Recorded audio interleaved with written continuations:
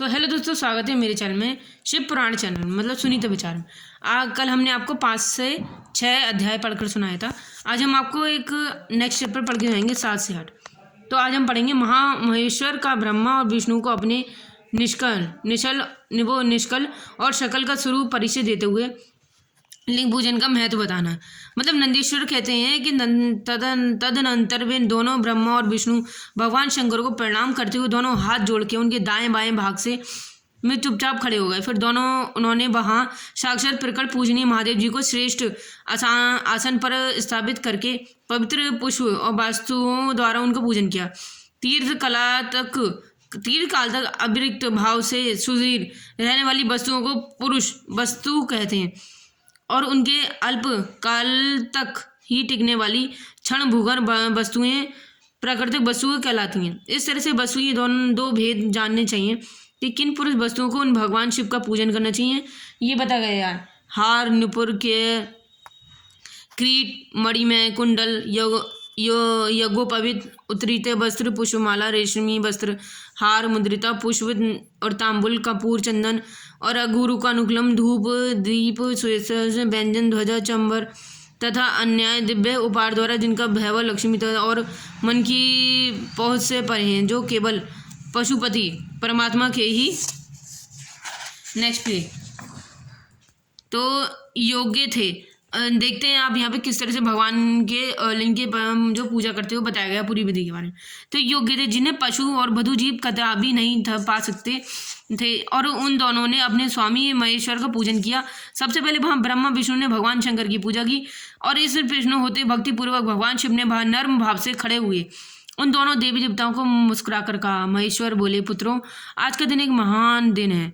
तुम्हारे जो द्वारा जो आज मेरी पूजा है इसमें तुम लोगों को बहुत प्रसन्न हो। इसी कारण यह दिन परम पवित्र महान से महान होगा। आज के दिन शिवरात्रि के नाम से विख्यात के परम प्रिय होगी मेरे लिए। इसके समय में मेरे लिंग निष्कल अंग आकृति के रहित निराकार स्वरूप से प्रतीक और सकाल रूप से प्रतीक विग्रह की पूजा करेंगे। वह स्वरूप जगत की सृष्टि और पालन कार्य में कार्य कर सकता है। अब आगे बढ़ेंगे। जो शिवरात्रि को दिन रात निरीक्षण एवं जितेंद्रिय रहकर अपनी शक्ति के अनुसार निश्चलन भाव से मेरी यशस्वी पूजा करेगा, अच्छा, और उसको मिलने वाले फल का वर्णन मिलेगा। 1 वर्ष तक निरंतर मेरी पूजा करने फल जो फल मिलता है वह सारा फल केवल शिवरात्रि को ही मेरा पूजन करने से मनुष्य तत्काल प्राप्त कर। जैसे ही पूर्ण चंद्रमा का उदय समूह की वृद्धि का अवसर है, उस प्रकार से ये शिवरात्रि तिथि मेरे धर्म की वृद्धि का समय है। इस स्थिति में मेरी स्थापना आदि के मंगल में उत्सव होना चाहिए।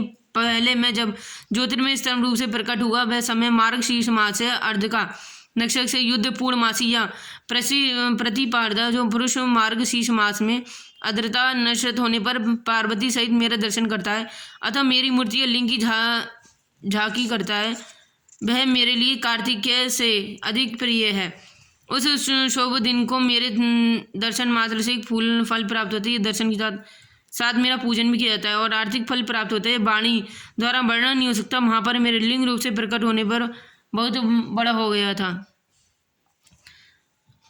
अतः इस लिंग के कारण ही भूतकाल लिंग स्थान के नाम से प्रसिद्ध हुआ था। जगत के लोग इस दर्शन और पूजन कर सकें इसलिए ये अनादि अनंत स्तंभ तथा ज्योतिर्मय लिंग अत्यंत छोटा हो जाएगा। ये लिंग सबसे प्रकार के भोग सुलभ करने वाला और भोग मोक्ष का एक स्थान है। इसका दर्शन स्पर्श और ध्यान किया तो ये प्राणियों का जन्म और फिर मृत्यु के घर से छुड़ाने वाला है। अग्नि के पहाड़ जैसा जो ये शिवलिंग यहाँ प्रकट हुआ उसके यहाँ कारण है।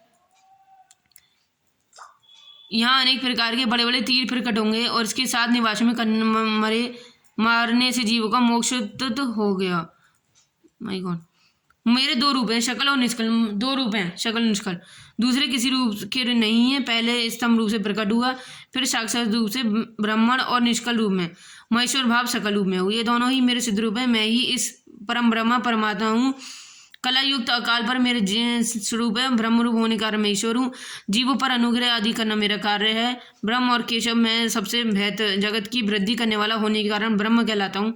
सर्व समसूचे स्थापक ब्रह्मांड से समस्त आत्मा हूँ।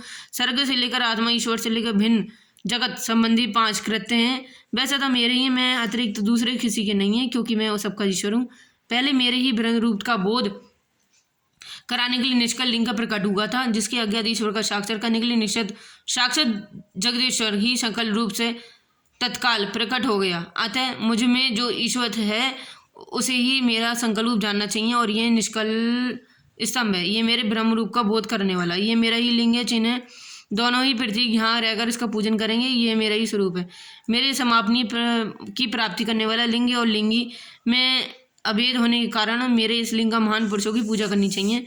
मैं इस लिंग की स्थापना करने का ये फल बताया गया है कि उपासक को मेरी समापना की प्राप्ति हो जाती है। यदि एक के बाद एक दूसरे शिव और लिंग की स्थापना कर दिया है तब तो वो उपासक फलस्वरूप मेरे एकत्र रूप फल में जाएंगे। और प्रधानतः शिवलिंग की स्थापना करनी चाहिए, मूर्ति की स्थापना अपेक्ष गौर करने शिवलिंग के अभाव में और उन्हें पर स्थान श्रेष्ठ नहीं कहलाते। तो यहाँ हमने भगवान शिव की पूजा के बारे में, शिवलिंग के बारे में बताया। तो वीडियो पसंद आए तो शेयर कीजिएगा। आपको कल और नेक्स्ट अध्याय पढ़ के जाएंगे जिसमें 5 कृत्यों का महत्व प्रतिपादन होगा। नमस्कार।